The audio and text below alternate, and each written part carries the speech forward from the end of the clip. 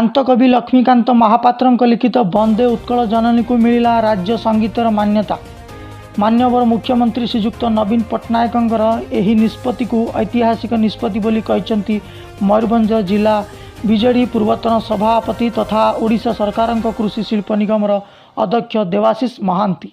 गत 30 तारिख दिन संध्या 5:30 समय कोरोना योद्धा मान को उत्साहित तथा प्रेरणा जोगाइबा उद्देश्य माननीय मुख्यमंत्री श्रीजुक्त नवीन पट्टनायक ओडिशावासी को वंदे उत्कल जननी गान करने समस्त आह्वान जनाइथिले। एही आह्वान को आत्मीयतार सह ग्रहण करी सारा ओडिशार आबाल वृद्ध वनिता निजको सामिल करी ओडिशार कोरोना योद्धा मान को सम्मान भी जनाइथिले।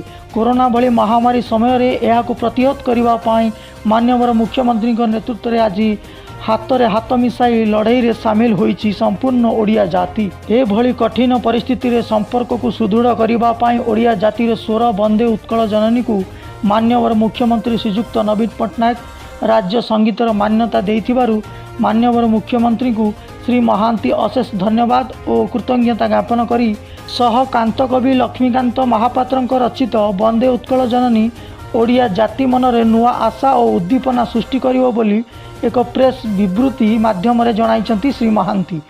सेदिन थिला मई मास 30 तारिख ओडिशार माननीय मुख्यमंत्री ओडिशार 4.5 कोटी लोकंक हृदय देवता श्रीजुक्त नवीन पट्टनायक आह्वान रे कोरोना योद्धा को सम्मान जणाइबा जाई वंदे उत्कल जननी गान करने सारा ओडिशा से दिन तैयार है कि अभूतपूर्व ऐतिहासिक मुहूर्त थिला से दिन संध्या 5:30 समय सारा ओडिशार से दिन गोटे स्वर थिला वंदे उत्कल जननी वंदे उत्कल जननी।